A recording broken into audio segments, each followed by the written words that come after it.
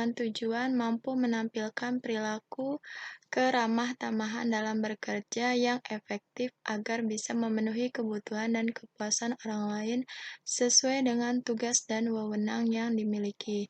Sedangkan untuk jejaring kerja, tujuannya agar mampu membangun dan membina hubungan bekerja sama, berbagi informasi, dan berkolaborasi dengan orang lain secara efektif.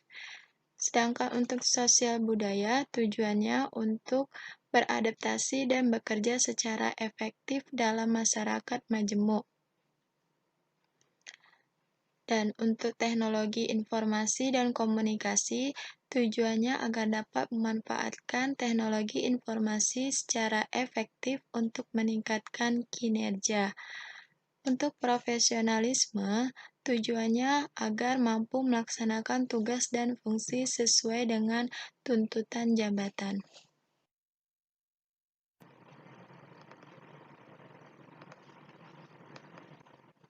Tips dan trik dalam menyelesaikan soal tes manajerial dan sosial budaya pada P3K dan tes TKP pada CPNS.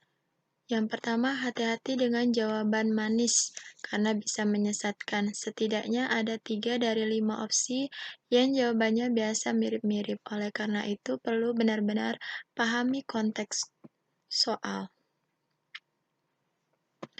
Apa yang menjadi objek soal, kita harus tahu. Terus siapa pelakunya, terus di mana lokasinya. Selanjutnya, jangan terlalu jadi pahlawan yang hebat. Kenapa? Jadilah orang yang bisa mengatasi masalah dengan tepat tanpa menyakiti siapapun. Ingat ya, jika harus ada yang dikorbankan, upayakan yang paling sedikit. Ingat ya, jika ada yang dikorbankan, kita pilih harus yang paling sedikit pengorbanannya.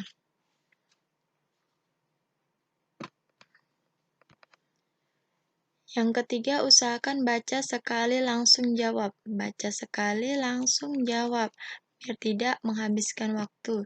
Jangan diulang-ulang, oleh karena itu perlu konsentrasi penuh. Jangan mikirin macam-macam. Oke, selanjutnya, beberapa hal yang bisa dijadikan acuan. 1. Utamakan tindakan yang adil. Harus adil dan sesuai dengan prosedur. Pelayanan terhadap masyarakat yang menunjukkan sikap anti KKN, jujur dan bersih. Oke, yang selanjutnya, yang kedua, utamakan pilihan jawaban yang mencerminkan tindakan yang mengedepankan pelaksanaan pekerjaan. Kita harus profesional ya, mengedepankan pekerjaan. Jika terdapat dilema, pertimbangkan alasan yang sangat penting dan sangat mendesak untuk menghentikan pelaksanaan pekerjaan tersebut. Utamakan jawaban sesuai dengan tugas, fungsi, dan jabatan dalam soal. Untuk soal jejaring kerja, tes ini mengukur keluasaan jaringan kerja yang dimiliki seseorang yang berkaitan dengan hubungan kerja atau koneksi dengan mitra kerja maupun perusahaan lain. Oke.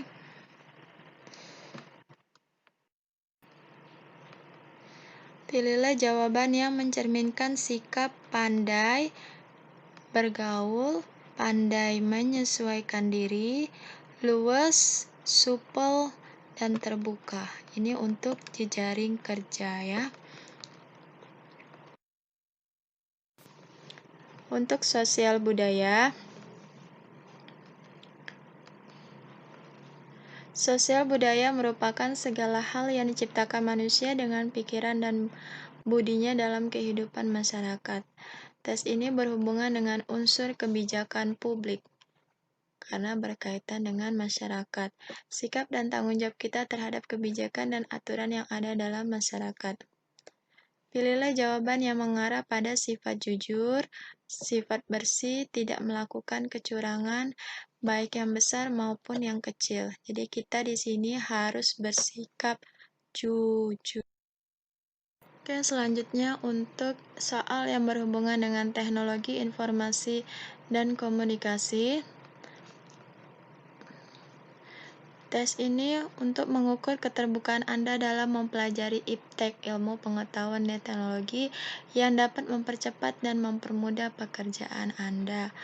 Pilihlah pemanfaatan perkembangan iptek harus didasarkan pada peraturan yang berlaku. Selanjutnya untuk yang profesionalisme. Profesionalisme berarti mutu, kualitas, dan tindak lanjut yang merupakan ciri suatu profesi atau orang yang profesional. Profesi memiliki arti bidang pekerjaan yang dilandasi pendidikan keahlian tertentu. Tes tentang profesionalisme ini merupakan tes untuk mengukur tingkat kerja seseorang berdasarkan keahlian atau bidang yang dia kerjakan. Soal tipe ini biasanya ada gangguan terhadap kerjaan. Nah, tanda-tanda soal yang berhubungan dengan profesionalisme biasanya ada gangguan terhadap pekerjaan baik di luar maupun di dalam pekerjaan. Nah, jika ada gangguan pada saat bekerja maka tetaplah fokus. Jadi kalau ada soal kita harus pilih pilihan yang fokus pada pekerjaan apapun gangguannya. Jika ada kegiatan lain yang di luar pekerjaan yang akan mengganggu pekerjaan, maka tinggalkanlah dan pilihlah untuk tetap fokus pekerjaan yang sedang dikerjakan. Lanjut kita ke soal. Di kantor Anda menemukan beberapa inventaris kantor yang rusak dan hanya Anda yang mengetahuinya. Bagaimana sikap Anda? A. Saya diam saja karena saya bisa dituduh sebagai pelaku kalau melapor. B. Saya akan memberitahu rekan saya. C. Saya selidiki siapa yang akan melakukan pengerusakan itu. D. Melapor ke bagian perlengkapan agar ditindaklanjuti. E. Karena saya sedang sibuk, nanti saya pikirkan. Di sini kita harus bersikap jujur. Pada saat kita menemukan inventaris kantor yang rusak, kita harus melapor ke bagian perlengkapan, biar bagian perlengkapan yang menindaklanjuti siapa yang melakukannya. Nah, begitu. Jawabannya adalah D ya. Demi kelancaran acara esok hari, divisi saya diminta kerja lembur. Padahal saya sudah berjanji untuk mengantar ibu saya ke dokter. Yang seharusnya saya lakukan adalah A. Pulang karena teman-teman tidak mengetahuinya. B. Pulang lebih cepat dengan pura-pura sakit. C. Mencoba menghubungi ibu saya dan mengatakan saya akan sedikit terlambat. D. Lembur sampai pekerjaan selesai. E. Meminta izin kepada atasan untuk mengantar ibu saya sebentar lalu kembali kerja. Di sini acara akan diadakan pada esok hari dan kita diminta untuk kerja lembur. Nah, sebagai yang profesionalisme kita harus lembur. Kalau pulang ini nggak mungkin, salah besar. Lembur. Tinggal yang ini lembur sampai pekerjaan selesai atau mencoba menghubungi saya dan mengatakan saya akan sedikit terlambat. Kita nggak tahu kapan kita akan selesai pekerjaannya. Berarti jawaban ini salah juga. Meminta izin kepada atasan untuk mengantar ibu saya sebentar lalu kembali kerja, ini juga kurang tepat nih, poinnya 4. Sedangkan yang itu adalah 5 ini ya.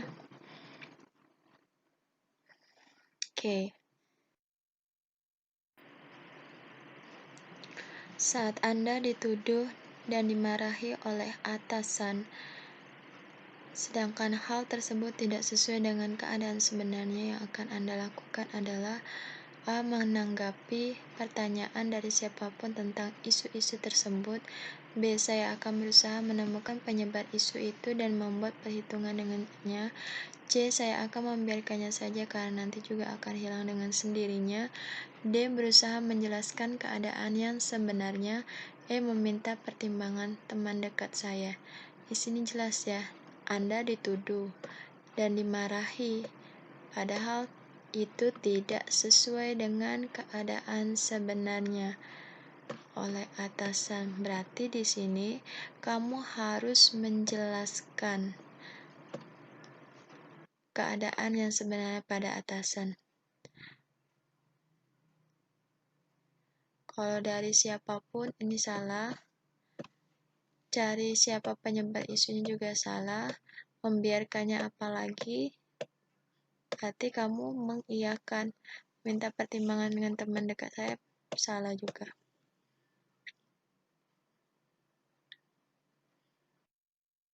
Soal selanjutnya, pada saat saya sedang menuju ke arah kantor dengan motor, terlihat atasan saya sedang berjalan kaki. Hal yang akan saya lakukan adalah A. Memelankan motor saya dan mengucapkan salam kepadanya. B. Saya akan menghentikan kendaraan dan memohon izin untuk mendahuluinya. C. Menghentikan kendaraan dan menawarkannya tumpangan dan melewatinya saja. Saya akan mengurangi kecepatan sambil meminta izin untuk mendahuluinya. Di sini kamu melihat atasan sedang berjalan kaki.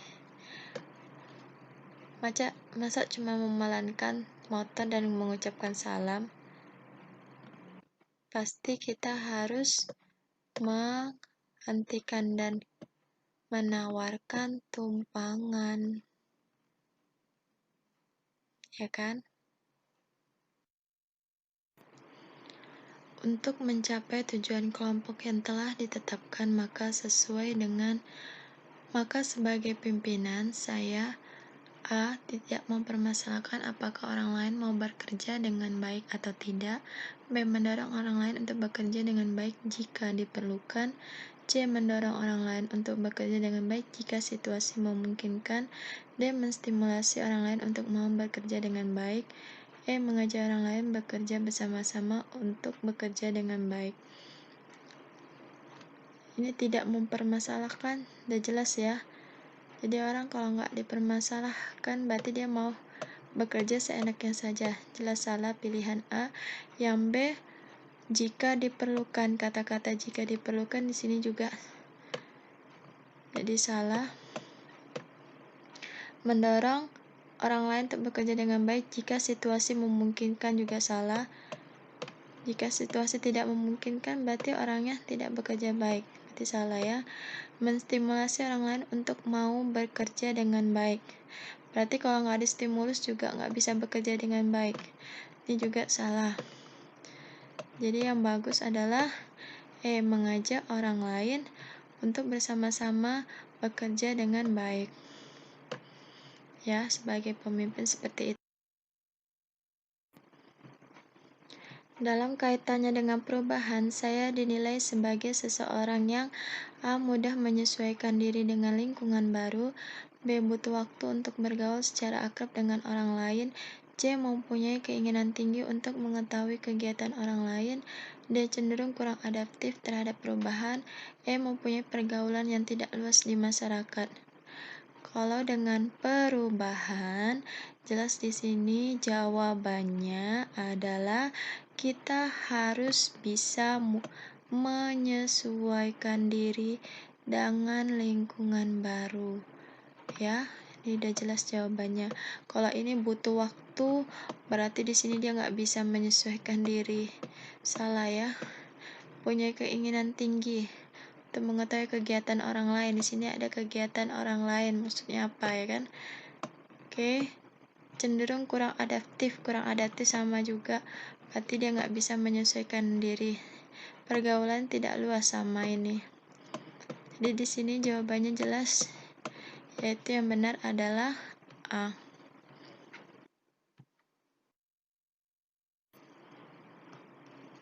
Dilan adalah ketua organisasi yang baru dilantik. Dia belum lama bergabung dengan organisasi, namun karena dia luwes dan mudah bergaul, akhirnya dia menjadi ketua. Ternyata setelah menjadi ketua sikapnya berubah, menjadi cenderung kaku dan keputusan dibuat susah untuk diubah. Jika Anda menjadi anggota organisasi tersebut, apa yang akan Anda lakukan? A. Mengajak teman-teman Anda untuk memberikan masukan ke Dylan sehingga kelompok yang solid tidak terpecah. B. Mengajak Dylan berdialog secara empat mata. C. Meminta Dylan untuk tidak bersikap otoriter di forum formal sehingga menjadi kesepakatan bersama. D. Membentuk kelompok untuk menentang kebijakan yang dibuat Dylan agar dia tahu kesalahan yang telah diperbuatnya. E. Membiarkannya saja, nanti juga Dylan sadar sendiri. Di sini kita sebagai anggota organisasi, kita lebih baik adalah mengajak teman-teman untuk memberikan masukan ke Dylan sehingga kelompoknya solid, tidak terpecah. Kalau empat mata saja, otomatis Dylan itu susah untuk berubah sikapnya, karena dia di sini sudah berubah menjadi orang yang cenderung kaku dan juga susah untuk diubah. Tapi kalau kita ngajak teman-teman yang lain beri masukan, pasti otomatis dia mendengarkan. Kalau meminta Dylan di forum formal, ini juga nggak bagus karena nanti akan tahu semua orang. Yang D ini menentang kebijakan juga tidak baik. Yang E membiarkan saja, apalagi ini salah jawabannya ya.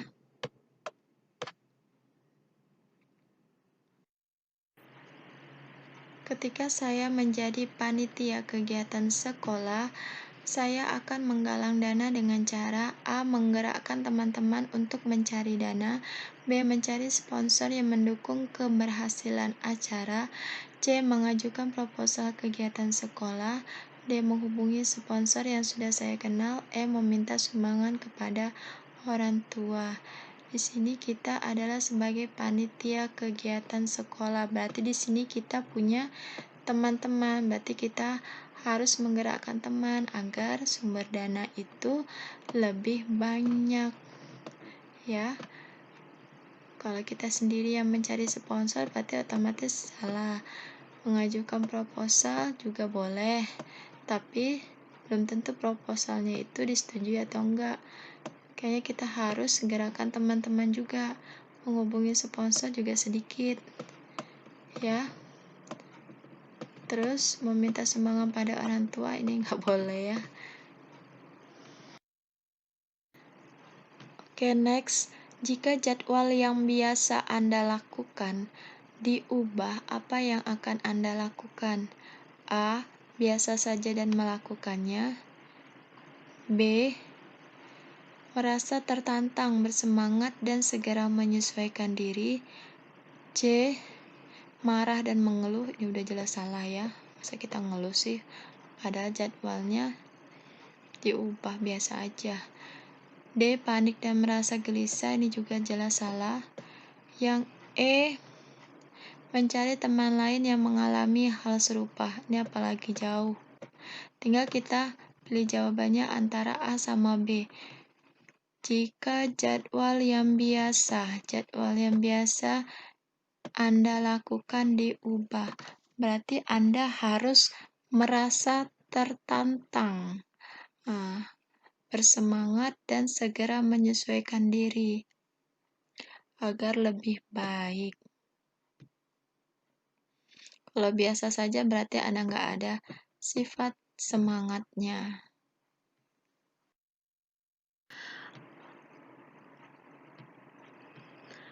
Apakah Anda bersedia untuk memperdebatkan sesuatu padahal kelompok Anda jelas-jelas tidak menyetujuinya? A. Saya akan tetap mempertahankan pendapat saya. Jelas-jelas pendapat Anda tidak disetujui, berarti ini jawabannya salah. B. Saya akan menyimak pendapat lain terlebih dahulu. Kita tutup dulu.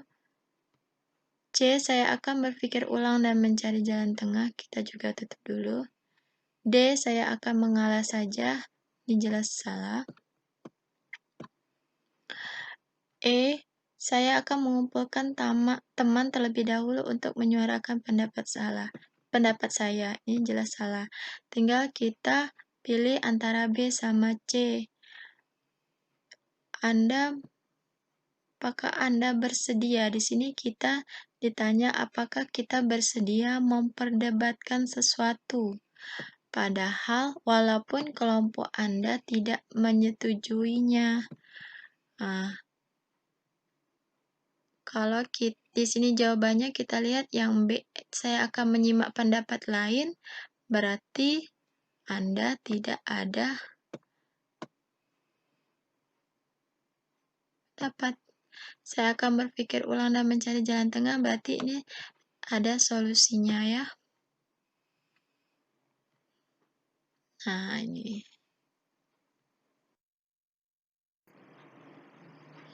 Jika rapat penting perusahaan, saat itu Anda sebagai pemimpin rapat.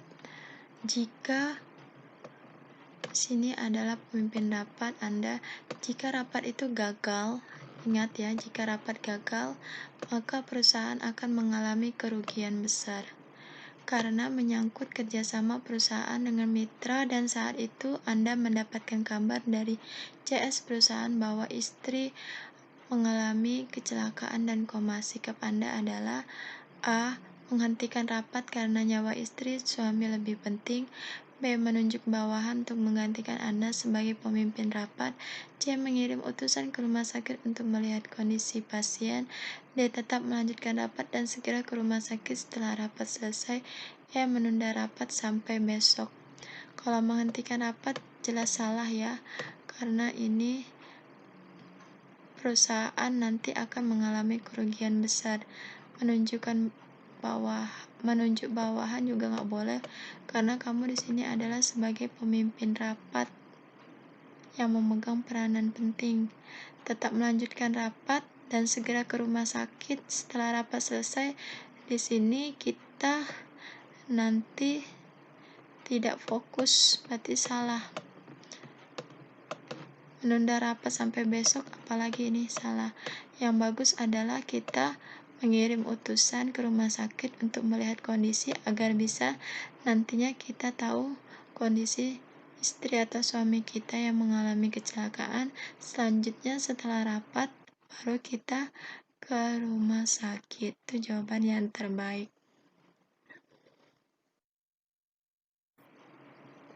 Saya diperintahkan oleh pimpinan untuk melanjutkan studi ke provinsi lain atas biaya kantor. Saat ini saya baru dikaruniai bayi yang masih membutuhkan perhatian saya. Keputusan saya adalah menolak dengan sopan perintah tersebut. Kalau menolak berarti di sini kita tidak profesional karena kita diperintahkan oleh pimpinan. Menerima perintah dengan permohonan agar keluarga dapat ikut. C. Kita tutup dulu jawabannya. C. Menolak perintah tersebut, tetapi mohon kebijakan pimpinan jika ada kesempatan lagi agar saya diikutkan. Ini hampir sama dengan jawaban A, salah. Yang D. Menerima tawaran dengan berat hati meninggalkan keluarga. Di sini kita juga nggak bisa karena baru dianugerahi oleh bayi, berarti kita tidak memperhatikan keluarga kita, salah juga. Yang E. Menerima perintah tersebut dengan konsekuensi mengikutkan keluarga saya. Di sini kita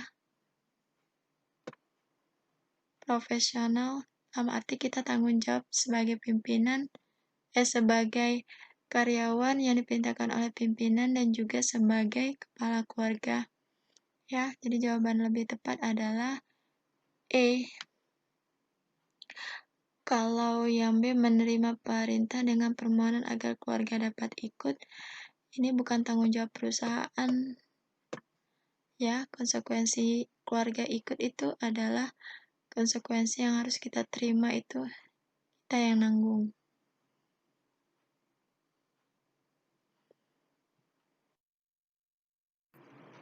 Kerja keras dan cermat merupakan wujud upaya untuk menjadi pribadi yang bermanfaat bagi organisasi. Berkaitan dengan hal tersebut, berarti berkaitan dengan kerja keras dan cermat. Berarti kita senang dengan A. Bekerja dengan standar hasil tinggi. Oke, kita simpan. B. Pekerjaan yang menumbuhkan kreativitas baru. Boleh juga. C. Pekerjaan yang rutin. Kalau pekerjaan rutin berarti nggak ada, biasa aja standarnya.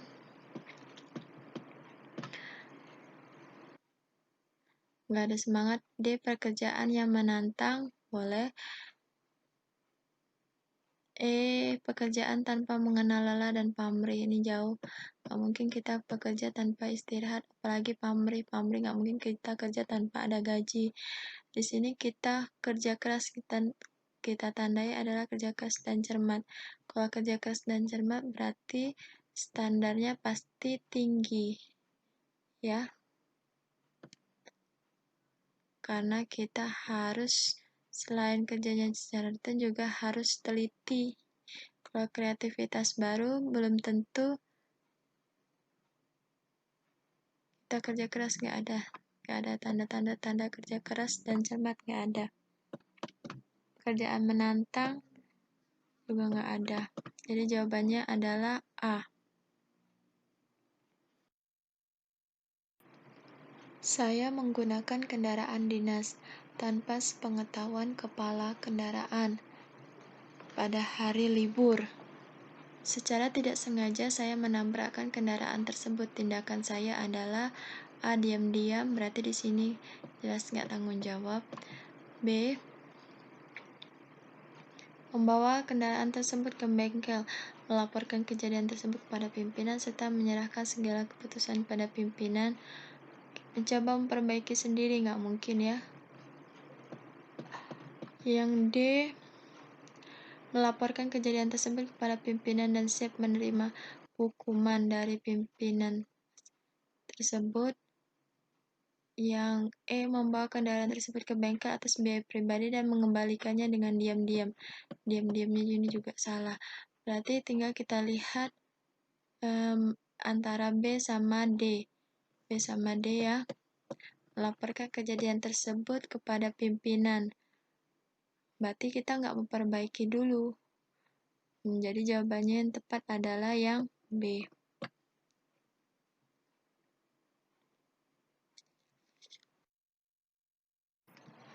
Anda seorang resepsionis di suatu kantor yang bergerak di bidang pelayanan. Banyak keluhan yang ditujukan pada instansi Anda. Padahal di instansi Anda terdapat fasilitas keluhan online. Sikap Anda adalah A.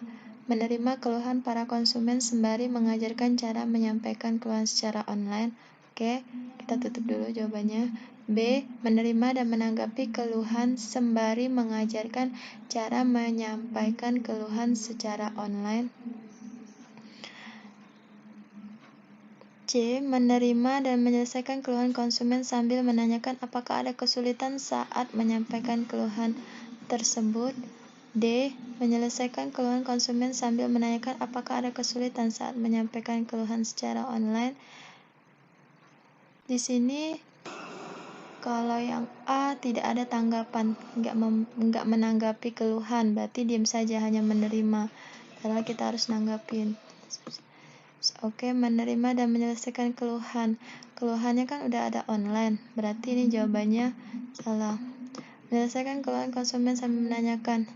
Menyelesaikan juga nggak usah, karena udah ada keluhan secara online, berarti jawabannya yang betul adalah B.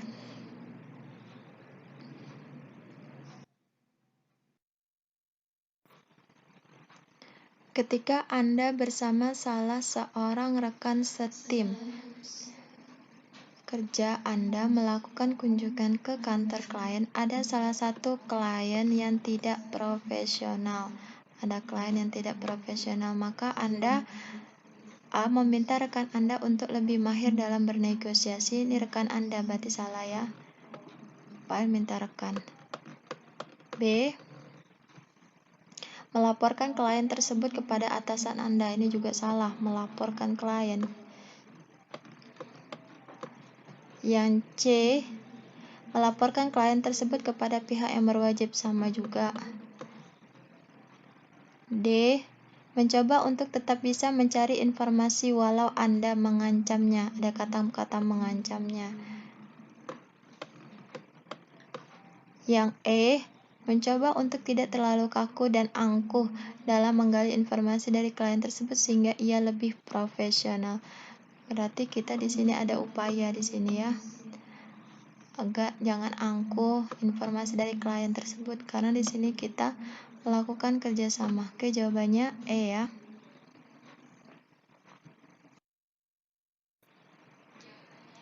Seorang oknum mengaku staf panitia seleksi CPNS menawarkan bantuan kepada saya untuk bisa lolos ujian.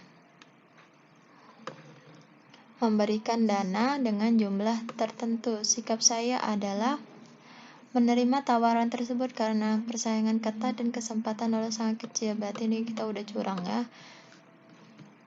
B, menolaknya sebab takut nanti terbongkar dan tidak jadi lolos. Kita tutup dulu jawabannya. C, mencoba terlebih dahulu dengan cara resmi sebelum melalui cara seperti itu. Berarti nanti kita ada niat ke sini, berarti salah juga. D, menolaknya dengan tegas karena saya ingin terima dengan cara sah dan resmi. Ini good. E, meminta pertimbangan orang tua dan pihak-pihak yang lebih berpengalaman. Ini juga salah. Yang paling tepat adalah D, jelas-jelas kita harus menolak.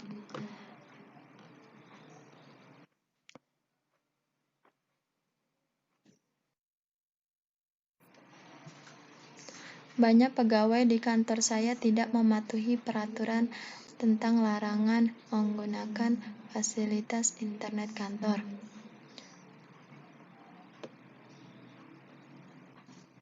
Untuk keperluan pribadi. Maka pendapat saya adalah A, saya juga tidak mematuhi, nggak boleh ya. B, apabila saya mematuhi peraturan tersebut namun karyawan yang lain tidak mematuhi maka akan percuma. Ini juga nggak boleh. Nggak ada yang nggak percuma. Saya akan terus mematuhi peraturan tersebut meskipun sebagian besar karyawan melanggarnya. Oke, kita tutup dulu. C, saya mematuhi peraturan tersebut dan mengajak pegawai lain untuk mematuhi peraturan tersebut. Oke, good. E, sebaiknya peraturan tersebut yang sulit seperti itu harus diubah. Ini juga nggak bisa. Jawabannya antara C sama D. Saya akan terus mematuhi peraturan tersebut meskipun sebagian besar karyawan melanggarnya. Yang lebih bagus adalah yang D. Di sini kita selain mematuhi, kita juga harus mengajak pegawai lain untuk mematuhi peraturan tersebut. Karena itu merupakan larangan. Ya. Kalau yang C ini untuk diri kita sendiri aja. Gak ada kebersamanya.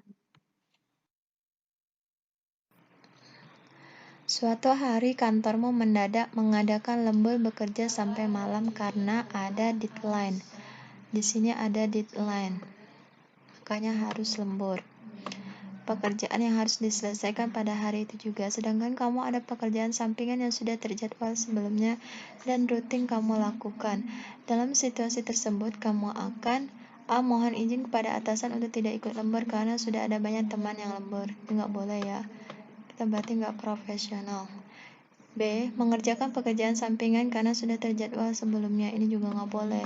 Yang harus didahulukan adalah pekerjaan kita di tempat kita bekerja tersebut. Yang C, terpaksa ikut lembur. Ini juga nggak boleh. Dalam sini ada kata-kata terpaksa, berarti nggak ikhlas melakukannya.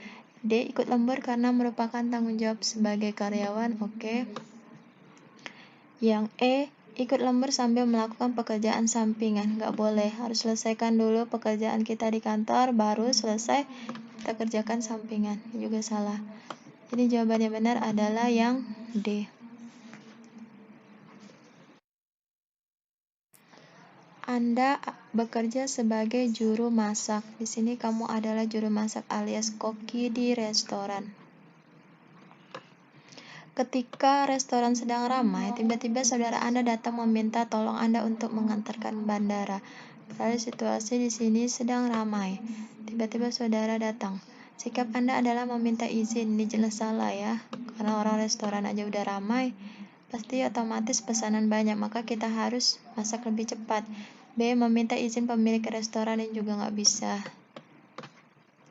Yang C. Menyarankan saudara Anda untuk naik angkutan umum menuju bandara karena restoran sedang ramai. Oke, ini bisa dikunci jawabannya. Yang D. Meminta saudara Anda untuk menunggu. Ini juga nggak tahu kapan kita selesai ramainya. Bisa. Yang E. Meminta teman untuk mengantarkan saudara Anda ke bandara karena restoran ramai sehingga Anda tidak dapat mengantarkannya sendiri. Restorannya ramai, maka teman Anda pasti nggak bisa membantu. Jadi jawaban yang jelas di sini adalah C. Menyarankan saudara Anda untuk naik angkutan umum menuju bandara karena restoran juga sedang ramai.